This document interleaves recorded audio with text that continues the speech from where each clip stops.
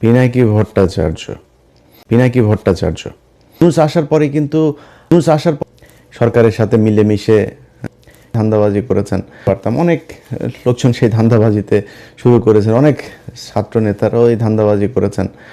তার ভিডিও আমি আগে এত নিয়মিত দেখতাম না যতটা নিয়মিত এখন এই গেল 3-4 মাস ধরে দেখি। ধরেন 2টা ভিডিও দেখতে পারি নাই বা 3টা ভিডিও দেখতে পারি নাই, এক সপ্তাহ পরে যা 3টা ভিডিও একসাথে দেখে নিচ্ছি, এইভাবে দেখি আমি গেল কয়েক মাস ধরে।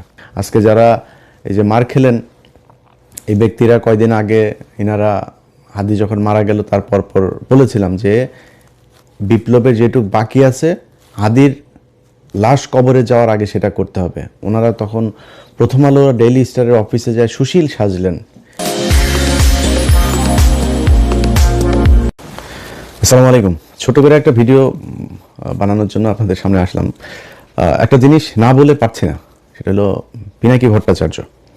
তার ভিডিও আমি আগে এত নিয়মিত দেখতাম না যতটা নিয়মিত এখন এই গেল 3-4 মাস ধরে দেখি। ধরেন 2টা ভিডিও দেখতে পারি নাই বা 3টা ভিডিও দেখতে পারি নাই, এক সপ্তাহ পরে যা 3টা ভিডিও একসাথে দেখে নিচ্ছি, এইভাবে দেখি আমি গেল কয়েক মাস ধরে।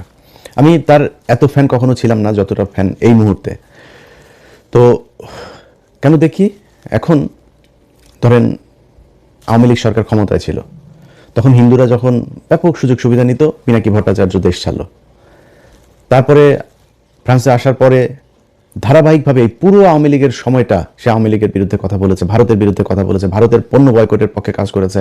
এরপরে ক্ষমতা থেকে গেল, যাওয়ার পরে ইউনূস আসলো। ইউনূস আসার পরে কিন্তু আমাদের অনেক সুযোগ ছিল সরকারের সাথে মিলেমিশে, পদে টদেও বসা যাইতো, বসে তারপরে আমরা ধান্দাবাজি করতে পারতাম। অনেক লোকজন সেই ধান্দাবাজিতে শুরু করেছেন, অনেক ছাত্র নেতারাও এই ধান্দাবাজি করেছেন। আজকে যারা এই যে মার খেলেন এই ব্যক্তিরা, কয়দিন আগে এনারা হাদি যখন মারা গেল তারপর বলেছিলাম যে বিপ্লবের যেটুকু বাকি আছে হাদির লাশ কবরে যাওয়ার আগে সেটা করতে হবে। ওনারা তখন প্রথম আলো ডেইলি স্টারের অফিসে যায় সুশীল সাজলেন। এই যে জাবেরকে গুলি করা হয়েছে, তিনি ওই হাদির জানাজার সময় বক্তব্য দিয়েছেন, এটাকে কেন্দ্র করে যেন কোনো ধরনের মব সৃষ্টি করার না করা হয়, মব বানানোর চেষ্টা করেছেন এটারে। ভাই, বাংলাদেশে এই ইন্ডিয়ার আপনার শাখা অফিস হলো গিয়ে প্রথম আলো ডেইলি স্টার। এই প্রথম আলো ডেইলি স্টারের বিরুদ্ধে কাজ করা মানে মব সৃষ্টি করা না। 32 নম্বরে বসে বাকশাল তৈরি করা হয়েছে, 32 নম্বরে বসে পরিকল্পনা করা হয়েছে, মানুষকে না খাইয়ে মারার দুর্ভিক্ষে 27 লাখ মানুষকে হত্যা করা হয়েছে, 15,000 জাসদের নেতাকর্মীকে হত্যা করা হয়েছে এই 32 নম্বরে বসে পরিকল্পনায়। সো এটা হচ্ছে একটা অভিশপ্ত বাড়ি। এই বাড়িটার জন্য অনেকেই দেখায়, মায়া মমতা দেখায়, তারপরে আপনার মব সৃষ্টিকারী বানানোর চেষ্টা করেছেন। তারা আজকে রাস্তায় নেমেছেন। ভাই, আপনি 1.5 মাস পরে কি মনে করে রাস্তায় নামলেন? আমার তো মনে হয় যে এই এখন নতুন করে যে নেমে এসছেন, কোনো না কোনো জায়গা থেকে ফান্ড দেওয়া হয়েছে। নির্বাচনের 3 দিন আগে আপনি কিসের বিচার চাইতে আসছেন? এখন 7 দিন নাই এই সরকার ক্ষমতায়, তাদের কাছে আপনি বিচারের জন্য এখন এসে নামলেন। এটার পিছনে একটা উদ্দেশ্য আছে। আমি সরকারের কাছ থেকে, পুলিশের কাছ থেকে যেটা শুনেছি, আওয়ামী লীগের লোকজন তাদেরকে টাকা পয়সা দিয়েছে, এখানে কিছু নেতাকে দিয়ে তারপর তাদেরকে বসাইছে এখানে গ্যাঞ্জাম করার জন্য। তো এখন আপনি কিসের বিচার হঠাৎ করে এসে বিচার চাচ্ছেন? হাদির বিচার এই দেশে হবে না, হাদির খুনিও হবে না। আমি জানি না, যদি নাকি সামনে নির্বাচনী সরকারের পরের সরকার কে আসে সেটার উপরে একটা ক্ষীণ আশা আছে। এই মুহূর্তে আর এটা নিয়ে কোনো কথাবার্তা বলে লাভ নেই। তো তারা করেছেন, বিশাল আকারের সুশীল সাজার চেষ্টা করেছেন। প্রথম আলো ডেইলি স্টারের সামনে গিয়া সাদা পাঞ্জাবি পরে তারপরে ভাষণ দিয়েছেন। তো এগুলো তারা করেছেন। তারা হারে হারে টের পাবে প্রথম আলো ডেইলি স্টার কী জিনিস, উদিচি কী জিনিস, ছায়ানট কী জিনিস, প্রশিকা কী জিনিস। ওই উত্তরাতে একটা স্কুল আছে ডিপিএস, এই ডিপিএস এই টাইপের কিছু স্কুল, ইন্দিরা কালচারাল সেন্টার, এরকম কিছু জিনিস আছে উত্তরার। এই ডিপিএস দিল্লি আপনার পাবলিক স্কুল, এই স্কুলের ভেতরে যাদের সন্তানরা পড়ে কোনো মুসলমান এই স্কুলে পড়তে দিয়ে না। এটা পুরো একটা রয়ের আড্ডাখানা। সেখানে ওইখানকার যেসব শিক্ষকরা আছে, এই শিক্ষকদের অনেকের বাড়িতে আপনার করা হয়, কি বলে, বৈঠক হয়। সেনাবাহিনীর লোকজন, ভারতীয় হাই কমিশনার, তারা গিয়ে তারপরে বৈঠক করেন। তো এগুলো হচ্ছে এখন এই টাইপের এই প্রতিষ্ঠানগুলোকে বাংলাদেশে রাখা যাবে না। এগুলোকে রেখে বাংলাদেশের স্বাধীনতার সার্বভৌমত্ব আপনি টিকায় রাখবেন, এটা খুব কষ্টকর হবে। যেই কারণে এগুলোর বিরুদ্ধে ব্যবস্থা নিতে হবে। আমরা 1.5 বছর অপেক্ষা করেছি প্রথম আলোর এই টিপু সুলতান, মতিয়ার, এই সন্তোষ শর্মা কালবেলার, তারপরে প্রথম আলোতে আরও আছে মহিউদ্দিন, তারপরে ওই যে গিয়েছে এখন এফপিতে গিয়েছে আপনার সাবিহা, এই যে আপনার শফিক, আপনার তত্ত্বাবধায়ক সরকারের যে শফিক, এরা সব সিন্ডিকেট। এরা এই আপনার বানানোর, ইদানিং আবার বিবিসি বাংলা তাদের সাথে যুক্ত হয়েছে। এই সিন্ডিকেট মিলে বাংলাদেশকে জঙ্গি রাষ্ট্র বানানোর জন্য আপনার আবার নতুন করে পায়তারা করছে। তো তাদেরকে আপনার বন্ধ করতে হবে। তো আপনি করেন নাই। না করে তারপরে রাষ্ট্র পরিচালনা করবেন, সুন্দর করে আপনার চালাবেন, এটা মনে করার কোনো কারণ নাই। যাই হোক, এখন ধরেন আমি আর পিনাকি দাদা আমরা দুজন এই সরকারের শুরু থেকেই এখন পর্যন্ত আমরা একটা জায়গায় স্থির থেকেছি যে আওয়ামী লীগের ব্যাপারে জিরো টলারেন্স দেখাইতে হবে। এখানে কোনো নমনীয়তা চলবে না। চুরি করেন, বাটপারি করেন, যা করেন ইচ্ছা করেন। হত্যা মামলার আসামিরা উপদেষ্টাদের সাথে যায় বৈঠক করে। তো আমি আমার এই জার্নিতে আমি পিনাকি দাদাকে সব সময় পাশে পেয়েছি। তিনি এই মুহূর্তে আমি মানে খুবই হতাশা নিয়ে আপনার মানে চুপচাপ বসে আছি, অনেক কিছু দেখেও না দেখার ভান করি, অনেকে অনেক কিছু পারে ভাই, আমি এটি নিয়ে আর এত মাথা ব্যথা কিছু মন চাইলে একটু কথাবার্তা বলি, কথা বলি। তো এগুলির বাইরে নতুন করে আর খুব বেশি কিছুতে যাইতে চাইতেছি না। কিন্তু যেই কাজটা আমার করতে হইতো আমার পুরো কাজ দাদা করে ফেলছেন। সো যেই কারণে যারা দাদার ভিডিও দেখেন, আমার সাবস্ক্রাইবার যারা আছেন দুইটা, মানে আমাদের তো কমন আপনার ওনার আমার ইউটিউবে সাবস্ক্রাইবারও প্রায় সমান সমান। সো ওনার ভিডিও যারা দেখেন আমার ভিডিও তারা দেখেন, আমার ভিডিও যারা দেখেন ওনার ভিডিও তারা দেখেন। আমার সাবস্ক্রাইবার যা আছে সবাই বললাম আপনারা ওইখানে চলে যান, ওইখানে গিয়ে দাদার ভিডিও দেখেন। দাদার কথাবার্তা যেটা ওইটা মনে করবেন আমার ভাষা। উনি আমি যা বলতে চাই আমার কথাগুলি উনি কেমন যেন বলে দেয়। আমি গত 3-4 মাসে বিচার করে আমি বিগ ফ্যান হয়ে গিয়েছি তার। মানে আমার অনেক কথা আছে যে কথাগুলি একদম হুবহু সেই কথাগুলো তার মুখ দিয়ে বের হচ্ছে। তো এই যে ভিডিওগুলো করছেন, এই ভিডিওগুলো করার কারণে তার বিরুদ্ধে এখন নতুন করে তাকে জামাতের আমির টামির, ধরেন আজ থেকে 6 মাস 1 বছর পরে আমারও অনেকের সাথে কথা হইলে তারপরে তারা বলতো যে ভাই উনি তো হিন্দু মানুষ, ওনার ব্যাপারে একটু সন্দেহ হয়। তো আমি বলতাম যে ভাই দেখেন, উনি তো হিন্দু হইলেও উনি যে কাজগুলো করছেন সেই কাজগুলো তো গুরুত্বপূর্ণ। উনি যতদিন কাজ ঠিক করবেন ততদিন আমাদের ওনার নিয়ে সন্দেহ টন্দেহ করার তো কিছু নাই। যেদিন লাইন থেকে বিচ্যুত হবে সেদিন আমরা নিজেরাই কথা বলবো, সমস্যা কি। কিন্তু এই গেল 6 মাসে আমি নিজে এইভাবে কারোর সাথে আর এটা নিয়ে এগ্রি করি নাই যে না, এই 6 মাসের ভিতরে আমার কেউ বলে ভাই আর কত একজন মানুষের জাজ করবেন, আর কত পরীক্ষা নেবেন তার। সেই 2014-15 সাল থেকে শুরু করে ধারাবাহিকভাবে সে ভারতের বিরুদ্ধে কাজ করছে এবং ভারতের বিরুদ্ধে জ্বালাময় বক্তব্য, ভারতকে এই করে ফেলবো, এইটা না, এইটুক না, খালি একদম তথ্য প্রমাণ সহ ইতিহাস ভিত্তিক। এইটা মানে আমাদের এই বাংলাদেশে বহু লোকজন আছে যারা আমাদেরকে ভিউ ব্যবসায়ী, তারপরে অনেক তুচ্ছতাচ্ছিল্য করে কথা বলেন। তাদের ভেতরে অনেকেই এখন ইউটিউবে, যেমন ধরেন মাসুদ কামাল এক সময় বলতো যে আমরা হইলাম গিয়া টাকা পয়সার জন্য ভিডিওতে কথা বলি। হ্যাঁ, মাসুদ কামালের যে ইউটিউব চ্যানেল আছে ওইটাতে মনিটাইজেশন করে নাই, 1 টাকাও উনি কামাই করেন না, ফ্রি সোশ্যাল সার্ভিস দেন। ভিডিও করার আগে মনিটাইজেশন কেমনে করা লাগে সেই হিসাব করে তারপরে শুরু করেছেন।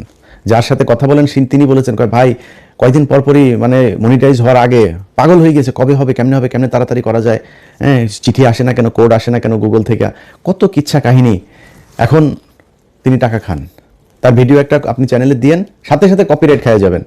আমি ইলিয়াস একমাত্র অধম ব্যক্তি যিনি আমার ভিডিও নেয় কত মানুষ চালায়, 10,000, 20,000, 50,000 টাকা কামায়, কারোর ইলিয়াস কোনোদিন কপিরাইট দেয় নাই। বুঝা আমরাই হইলাম গিয়া খুব অনাহারি অভাবী, ইউটিউবের টাকা দিয়ে আমরা চালাই। ইউটিউবের টাকা তো খাই, আমার ইউটিউবের টাকা আমি খাবো না তো আপনি খাবেন? কিন্তু যারা এতদিন ধরে টাকার ব্যাপারে খুব দেখাইতেন, আমাদের অচ্ছুত একটা ভাব নিয়ে কথাবার্তা বলতেন, তারা আজকে টাকা খান কেন? ইউটিউবের মনিটাইজেশন অন করেছেন কেন? আপনারা চ্যানেল করার আগে মনিটাইজেশন অন করার চেষ্টা করেন। তো ওনাদের কাছে খুব খারাপ লাগে পিনাকি এখন যেগুলো বলে। তো গত 6 মাস ধরে আমার কেউ এটা বললে তারা সরাসরি বলেছে যে ভাই এটা বন্ধ করেন। পিনাকি যদি, আমি জানি না সে এখনো হিন্দু আছে কিনা, যদি সে হিন্দু হয়ে থাকে তাহলে সে জেনুইন হিন্দু, অরিজিনাল হিন্দু যদি কেউ হয়ে থাকে তাকে তিনি বহুশ্বরবাদ হইতে পারবে না। তো এটা হিন্দু ধর্ম অনুযায়ী আপনাকে এক ঈশ্বরবাদ হইতে হবে। তো উনি হিন্দু ধর্মের একদম যেসব বিষয়গুলো সমালোচনা করার মতো উনি নিজেই সমালোচনা করেন সেগুলো নিয়ে, এবং খুবই তথ্য প্রমাণ এভিডেন্স দিয়ে তারপরে করেন। সো ওনারে নিয়ে জাজ করা বন্ধ করেন। উনি যা বলছেন এগুলো বলার কারণে বিএনপি ওনার বিরুদ্ধে এখন উঠে পড়ে লেগেছেন যে উনি হইল গিয়া দেশদ্রোহী, উনি পাকিস্তানের প্রেসিডেন্ট, জামাতের আমির। একই কথা আমারও বলে, আমি যদি একটু যে বললাম আমি কিছুটা সুবিধাজনক জায়গায় আছি, আর ভালো লাগে না এই দেশের বিরুদ্ধে কথা বলতে। যে অনেক প্রভাবশালী সেনা প্রধান থেকে শুরু করে অনেক প্রভাবশালী মানুষের বিরুদ্ধে কথা বলেছে, ব্যক্তিগত শত্রু হয়েছে। লাভটা হয়েছে কি? 5 তারিখের পরে এই দেশ ঠিক হয় নাই। এই দেশ জীবনে কোনোদিন ঠিক হবে, মানে নিকট ভবিষ্যতে ঠিক হবে এটা আমার মনে হয় না। যদি জামাত ক্ষমতায় আসে একটা ক্ষীণ আলো মানুষের মাঝে আছে, যদি না আসে সেই ক্ষেত্রে ভবিষ্যৎ অন্ধকার। তো এখন বিএনপির লোকজন সব ওনার বিরুদ্ধে লেগেছেন যে পিনাকি হইল গিয়া দেশদ্রোহী, পিনাকি তাদের বিরুদ্ধে জামাত ইসলামের টাকা পয়সা খেয়েটে। ভাই পিনাকি কার কাছ থেকে টাকা খেয়েছেন ওই হিসাব আপনার নেওয়ার দরকার নেই। পিনাকি যেটা বলে সেটার কাউন্টার ন্যারেটিভ আপনার কাছে আছে? আপনার পক্ষে কাজ করে বিরিয়ানির দোকান থেকে টাকা খাওয়া মাল, তারপরে নানান ধরনের ডিজিএফআই ভাতাপ্রাপ্ত লোকজন, তারপরে আছে এরকম সব ধান্দাবাজগুলো একসাথে যা মিলেছে। এখন এইসব ধান্দাবাজ আপনি 2-4 কোটিও যদি নিয়ে পাশে ভিড়ান, তো এটা দিয়ে কি পিনাকি ইলিয়াসকে কাউন্টার দেওয়া যাবে? গেল না কেন? আপনার পক্ষে কথা বলে না কেন? সেটা চিন্তা করেন। পিনাকি ইলিয়াস আপনার দলে থাকলে যারা বিরিয়ানির দোকানে টাকা খায় তাদের চেয়ে উপরে থাকতে পারতো না? তো পিনাকি ইলিয়াস যায় নাই কেন আপনার দলে? সেটা চিন্তা করেন। আপনার কাছে টাকা চেয়েছিল, তো ফাঁস করে দেন। যদি টাকা চেয়ে থাকি, পিনাকিদা যদি টাকা চেয়ে থাকে, দেন দরবার করে থাকে, ফাঁস করে দেন, কোনো সমস্যা নেই। তারা টাকার জন্য চাইতেন, তারা কিছু জিনিস চেয়েছিল এই বিএনপির কাছ থেকে, বিএনপি সেটা করে নাই। যে বিএনপির কি, যে আওয়ামী লীগের লোকজনকে আপনারা আনতে পারবেন না। ওনাদের এখন মিটিং মিছিলে সরাসরি ওপেনেই বলে আওয়ামী লীগ আমাদের ভাই, আওয়ামী লীগ আমাদের ভাই, ওদের মামলা, ওদের বিরুদ্ধে কোনো পুলিশ যদি হয়রানি করে থানা ঘেরাও করা হবে। এগুলো বিএনপির লোকজন বলছে সরাসরি। এগুলো আমাদের গালে জুতা মারার মতো অবস্থা, যে কারণে তাদের পক্ষে দাঁড়াইতে পারি নাই আমরা, যে কারণে পিনাকিদা আজকে কথা বলে। এবং পিনাকিদা যেই কথাগুলো বলে, ওটার আপনার কাছে কোনো জবাব আছে? আপনি ফ্যামিলি কার্ড দিবেন, সেই ফ্যামিলি কার্ড দেওয়ার জন্য মানুষের কাছ থেকে কিছু জায়গায় টাকা নেওয়া হচ্ছে, কিছু জায়গায় বলা হচ্ছে এটা এটিএম মেশিনে ঢুকাইলে নাকি টাকা কচকচ করে বের হয়ে আসবে, কিছু জায়গায় বলে পান বিড়ি চা নাস্তা যা আছে সব ফ্রি দিবে, কেউ বলে চাল ফ্রি দিবে, কেউ বলে 200 টাকার বাজার করলে 100 টাকা ফ্রি। আরে ভাই, এই কি অবস্থা? ট্রিটমেন্ট করতে গেলেও বলে সেখানে এই কার্ড ঢুকায় তারপরে ট্রিটমেন্ট ফ্রি করা যাবে। মানুষের কাছ থেকে বলে টাকা হাওলা তো করা যাবে ব্যাংক থেকে এই টাকা দিয়া। এই হচ্ছে অবস্থা। ক্ষমতায় যাওয়ার আগেই একটা কার্ড নিয়ে আপনারা দুর্নীতি শুরু করেছেন, মিথ্যাচার শুরু করেছেন। ক্ষমতায় যাওয়ার পরে আপনারা কি করবেন আমরা সেটা চিন্তা করেন। এখন জামাত ইসলামের সাথে লাগতে যান, জামাত ইসলামের ক্ষমতায় যাওয়ার ইয়ে নাই, জামাত ইসলামের ক্ষমতায় যাওয়ার ইয়ে নাই, এটা সত্যি কথা, অভিজ্ঞতা নাই। আপনাদের মতো ব্যাংকের টাকা লুটপাট করার অভিজ্ঞতা নাই, এটাও সত্যি কথা। আপনাদের মতো বিদ্যুৎ না দিয়া তারপরে আপনারা কিমি বিক্রি করেছেন, এগুলো সত্যি কথা। আর অনেক কিছু আছে যেগুলো আপনারা করছেন। তো এই যে কাজগুলো করেছেন, এটা তো জামাতের নাই। জামাত ইসলামের অভিজ্ঞতা আছে কিসের? জামাত ইসলাম তাদের সংগঠন, তাদের নিজস্ব প্রযুক্তি, নিজস্ব চিন্তা ভাবনা, নিজস্ব পলিসি দিয়ে সাউথ এশিয়ার ভেতরে শীর্ষস্থানে নিয়ে গিয়েছিল তাদের ইসলামী ব্যাংকে। তাদের প্রতিষ্ঠানে যান, কোনো গ্যাঞ্জাম আছে? তাদের প্রতিষ্ঠানে যান, কোনো লস আছে? তাদের প্রতিষ্ঠানে কোনো বিশৃঙ্খলা আছে? নাই। সবগুলো প্রতিষ্ঠান সুন্দরভাবে চলছে। তারা এই প্রতিষ্ঠানগুলো যদি সুন্দরভাবে চালাইতে পারে, তাহলে রাষ্ট্রটাকেও সুন্দরভাবে চালাইতে পারবে। তাদের ব্যাংক যদি এত সুন্দর হয়, আর সরকারি ব্যাংকগুলো প্রতি মুনাফার তারা টানাপোড়ানের ভেতরে আছে, সব সময় প্রতি বছরই বাংলাদেশ ব্যাংকে তাদেরকে আপনার দিতে হয়, পুঁজি দিতে হয়, না দিলে ব্যাংক বন্ধ হয়ে যাওয়ার মতো অবস্থা। আর ইসলামী ব্যাংক হু হু হু হু করে উঠেছে। এই গেল 15 বছরে হাসিনা যখন এই ব্যাংকে নিয়েছে, তখন আবার এটা লুটপাট শুরু হয়েছে, এটা নিচের দিকে অধপতন শুরু হয়েছে। আবার জামাত ইসলাম নিয়েছে, এখন আবার উপরের দিকে যাচ্ছে। তো তারা তো এই অভিজ্ঞতা দেখিয়েছে যে সৎ যোগ্য লোকজন দিয়ে কিভাবে তাদের প্রতিষ্ঠান পরিচালনা করা হয়, ওই লোকজন দিয়ে তারা রাষ্ট্র পরিচালনা করতে পারবে। এখন আপনি কি করতে পারবেন? আপনারা যারা চাঁদা নিয়ে বহিষ্কার হয়েছে তাদেরকে দলে এনেছেন, ঋণ খেলাপি যারা, সেই খেলাপি ঋণগ্রস্তদেরকে আপনি দলে মনোনয়ন দিয়েছেন। ভাই, বিএনপির রাজনীতি এখান থেকে বের হয়ে আসতে হবে। পিনাকি আর ইলিয়াসটা নিয়ে সারাদিন গুতাগুতি করে লাভ নাই। আপনারা নিজেদের পলিসি নিজেরা চেঞ্জ করতে হবে। যেই লোকজনকে দিয়ে আপনি টাকা পয়সা নিয়ে 5 কোটি টাকা নিয়ে আপনি মনোনয়ন দিয়েছেন, সে 50 কোটি টাকা ইনকাম করবে, এটাই স্বাভাবিক। একদম মানে জাস্ট একটু সুবিধাজনক জায়গায় থাকার জন্য বললাম। 0.1% সৎ, একদম 99.9% একদম সব অসৎ। এই বিএনপিতে সব অসৎ। এখন অসৎ মানেই আবার এখানে আবার কিছু বিষয় আছে। বিএনপিতে বিশাল একটা সংখ্যা আছে যারা এন্টি ইন্ডিয়ান। বিএনপিতে অনেক ভালো কিছু মানুষ আছেন, ভালো মানুষের সংখ্যা কি সেটা আমি জানি না।